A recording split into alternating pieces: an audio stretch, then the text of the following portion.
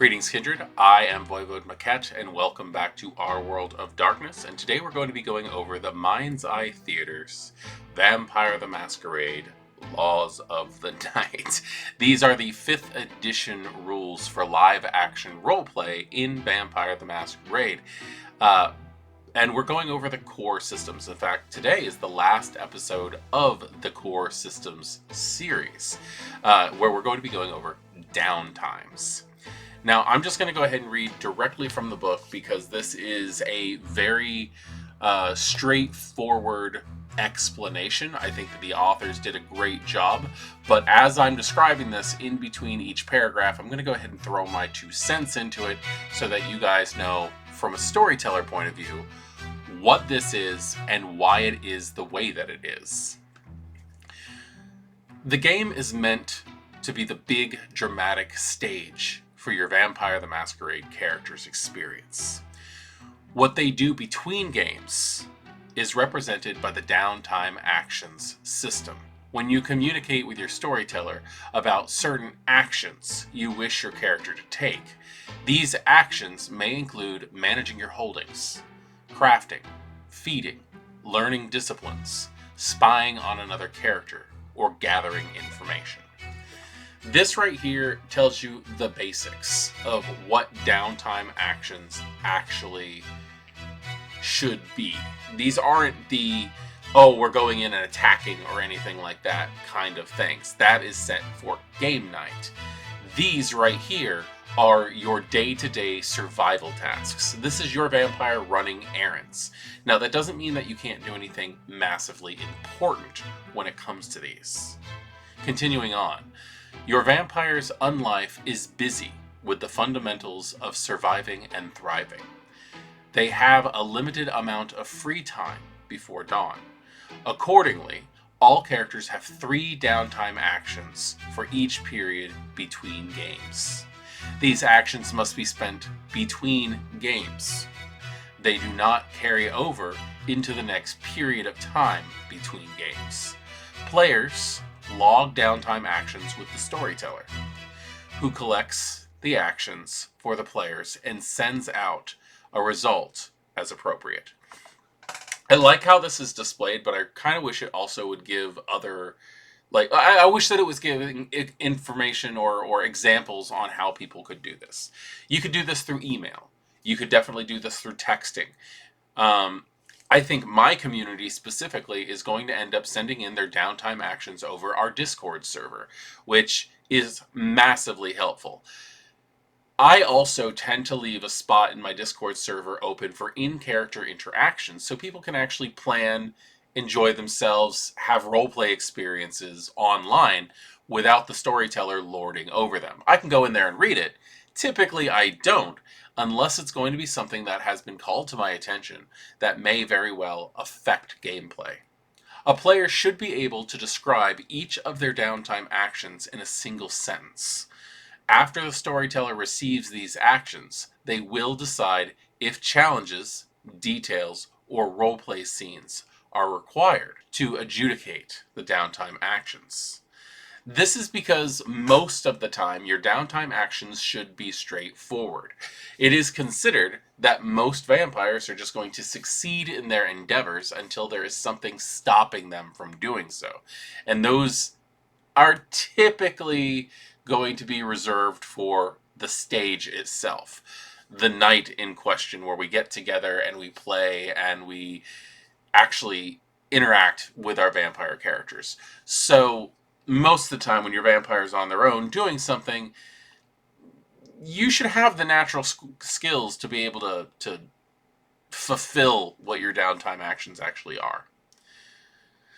Prior systems of Mind's Eye Theater, Vampire the Masquerade, have had extensive systems wherein additional downtimes could be gained through skills, rituals, disciplines, or backgrounds. In this edition, these items represent improved ways to get things done in a downtime action, not extra downtime actions. This is something that actually comes up in a lot of my tabletop games because we have downtime actions at the table sometimes. And that is like, I would end up getting this massive list of things to do because we were using older ideals of what downtime actions were, where if you had a retainer, you get an extra action for each retainer you have. If you have the science skill, you have the ability to get an extra action. If you have there's just so many different ways you could end up getting more actions in it, where the simple, you have 3 actions to give to your storyteller, which is a relatively simple way of doing things, became all the players have like 7 actions, which would most of the time in my games require extensive research into stuff, and it would just make it so that in between games I would become burnt out from the actual game without actually being able to play. Now, the book provides a very interesting scenario, which I kind of like as an example for downtime actions. A character may wish to get information on a license plate they learned from a police database. They want to spend a downtime action to get the information. If they have no backgrounds, they might submit a downtime action to sneak into the police station, log in to the police computer, and escape with the information. That's one sentence. Sneak into the police station, comma, log into the computer, comma, escape with the information. This would, however, carry some significant risk for the character as they're trying to evade police officers within the station. Backgrounds could make this risk much easier. For example, a character with high resources and a retainer can submit their downtime action to have their retainer bribe a police officer to look up the information, which mitigates the character's personal risk. Even better, a character with a contact in the police department could simply submit a downtime action to task their contact to run the plates for them. This system of making things easier for downtime actions instead of extending the downtime actions, not only is that better for me as a storyteller, and that is, I would like to say I'm being selfish, but like, I have limits and I have to push those limits of I can only take so many downtimes before my head's going to explode. But like, these make things easier for the players as well. As somebody who has played this game, not just run it, the ability to go, I'm going to take this resource and mix them together to make the difficulty to what I want to do go down, actually is a lot better, rather than me going, oh, I have 7 items, or I have 7 items to fill because of all these extra things. What do I do? I like this better as both a player and a storyteller. Now, all 3 approaches to getting this license plate information could work. And all 3 approaches would take 1 downtime action. This is not cutting down how many it would take. This just takes the risk away. Employing backgrounds as part of a downtime action makes it much easier. A non-exhaustive list of sample downtime actions include crafting an object, feeding, investigating leads, patrolling a territory for interlopers, stealing a car, asking an ally in the political sphere to push for policy change, or having a contact look into the location of a big underworld's arms deal. You can be creative, but bear in mind that your storyteller is the final arbiter of whether the downtime action is appropriate for the game. One of the things to cover over this before we go on to the more detailed aspects of downtime actions are group downtimes. Group downtimes are possible to allow characters to work together. Players should collaborate and send one collective narrative to the storyteller as a downtime action clearly labeled as such, so that the storyteller can provide one narrative answer if they wish. The idea of people coming together and working in downtimes sounds wonderful, but if they're not organized, it can be a massive headache for the storyteller and a big downer for the players also if things don't work properly. I get this on occasion when my players decide that they're going to work together and they just send me their roles separately. Maybe that's because I need to work on my organization a little bit better, but they need to come together, work together on their downtimes in between games, and come up with the proper narrative for what they're trying to do as they're pulling their resources and their contacts together as they're trying to succeed at a task. Now, I kind of feel like a teacher while I'm trying to say this next part, because I want everybody, if they have their books, to please turn to page 159, where there's a section called Determining Success Between Competing Mortal Connections. A storyteller has discretion as to how mortal connections interact in a story.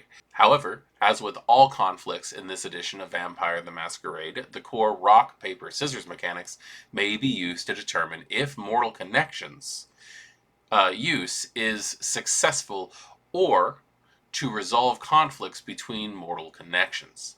This allows for rapid processing of downtime actions or resolution of conflicts. To determine success against the environment, set a challenge difficulty of 1, easy, 2, medium, or 3, hard.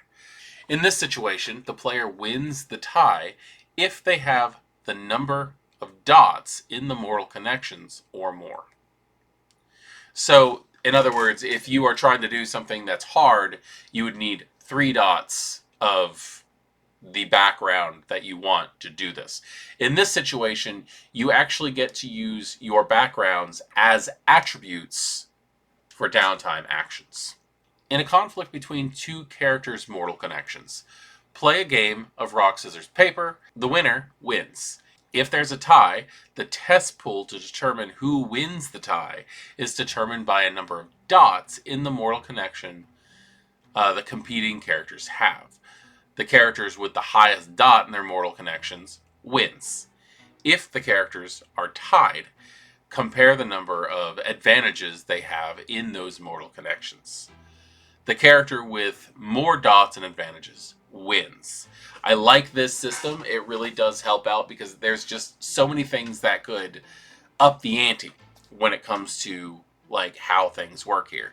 If you have allies and you're testing against somebody who also has allies and you both have like 2, but one of you has the retainer, obviously retainer meaning a ghoul, that retainer is going to be better than a standard human. So you win the tie comparing those advantages on top of things. If that doesn't resolve a tie, the storyteller can randomly determine a winner by flipping a coin, playing rock, paper, scissors one more time just to throw things out there, or adding a die. Or also going with just what's more narratively fun. So keep in mind when you're building your character sheet, when you have your different backgrounds and stuff that you're assigned and how much XP you want to spend into backgrounds, these things can be detrimental to determining how your downtime actions are going to go and what the narrative of the story will take depending on how you've decided to flesh out your character's mortal connections. So, I do believe that's everything that we have to cover. This should be a relatively short video. If you have any questions, please put them in the comments below. If you find this video was useful at all, please drop a like. And if you think that it could help a storyteller or a player as they're trying to get used to the system, please share it and we'll see how far this one can go. I am voivodemekhet. Thank you for joining me in our world of darkness and this look into the Laws of the Night system for Vampire the Masquerade LARP. Good evening.